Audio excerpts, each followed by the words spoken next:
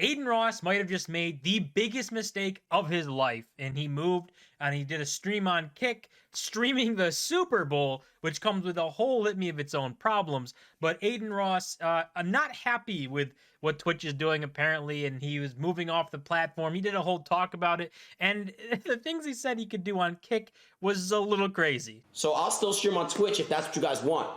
But what I will say is this: I'm going to Kick this week. I'm going to be doing Omegle, watching live sports, watching movies, prank phone calls, doing unlimited. We can literally watch porn together. I could jerk off with you. No, I'm still celibate. But if I wanted to, we can do whatever the fuck we want. There's no terms of service over there. You guys can say whatever you want in my chat. Nobody can get fucking banned.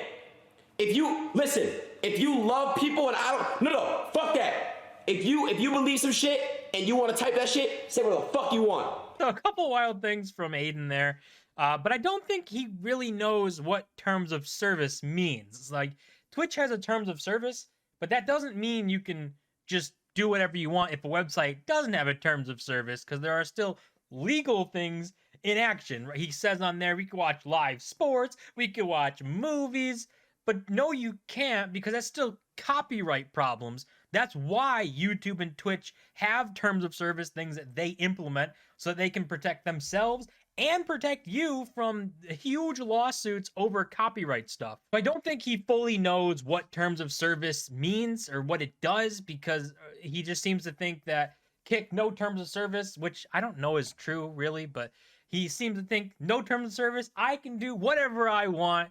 And that's just not the case. But it didn't stop him. He went out and did whatever he wanted. You can see here, the streaming platform Kick broke its own viewerships record last night as top streamers Adin Ross and Trainwreck streamed the Super Bowl on their site to over 100,000 people. Now, I can't imagine that the NFL is too happy about this and very excited that two random streamers on a random website were streaming their game that they have the rights to, that people pay billions and billions of dollars to have those rights.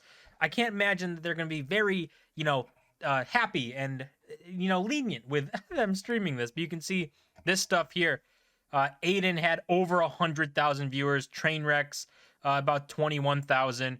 And I think basically, like, Aiden just moved to the site, but if these guys aren't streaming, Kick is dead. I mean, we can look at Kick right here. Basically just a Twitch clone, nothing really special going on with them, but there's no real viewership here. The top categories, GTA RP is literally one guy playing it. So slots and casino, it's the big gambling thing backed by stake. We all know all that. But there's really, if some big streamer like Train or Aiden isn't streaming, then there's just nothing going on this site. But we did get a lawyer's opinion on this. I think Jake Lucky reached out to attorney Tom, who has been making the rounds here, but he gave his opinion and what was really going on with maybe the NFL stuff and Adin Ross and what the repercussions could be, because it is a copyright problem. He can't just stream the Super Bowl just because he wants to. Tom here. So I saw last night a couple of big streamers rebroadcasting the Super Bowl in real time to hundreds of thousands of people. Their justification for these actions was that their new streaming website didn't have a term or condition that prohibited such actions.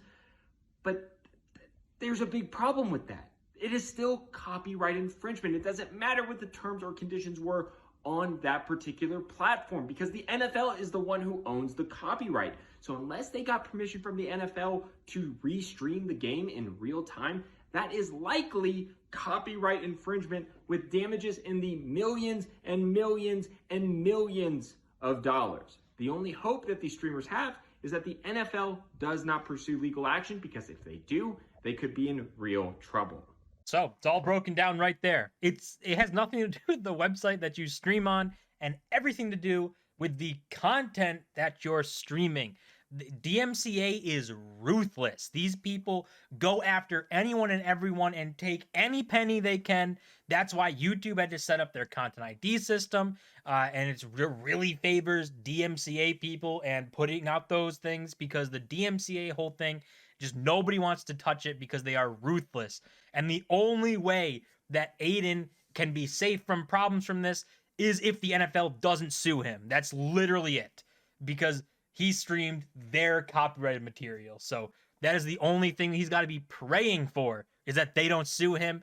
And I don't think the NFL is just going to let this slide. I think they're probably going to sue him. They're probably going to go after him and make an example too, because they don't want this spreading. They don't want people starting to stream the game and do all this stuff, make money streaming it and doing all this, because that takes away from the NFL's money, and that becomes a problem for everybody involved. And the NFL is a bunch of billionaires, so they probably stand a much better chance against a bunch of streamers. But there are some things that this could depend on, like Jake Lucky puts here. All of this, of course, depending on whether or not Adin Ross and Trainwreck or Kick had the rights to stream the Super Bowl. If they did, then they're all good, and this publicity stunt was genius. Which, sure, if they have the rights to do it, I mean, yeah, you can stream it. That's why you can go on TV and watch it someplace. That's why Amazon has Thursday night games. YouTube, I think, is going to get games. So if they pay for the rights, they can use that content and stream it. The problem is, I doubt that any of them did. You have somebody here saying Stake has a deal with the NFL that allows users to watch live games on the Stake site. Stake pays streamers to stream themselves playing on their site. So unless Stake specifically told Train that he couldn't stream the game, any legal ramifications would fall on Stake, which I don't know anything about Stake having a deal with the NFL. I don't know if they do. Maybe they do, maybe they don't. I doubt that they have a deal with the NFL to have the rights to stream games. I don't see that being something that the NFL looks at and says, that is lucrative.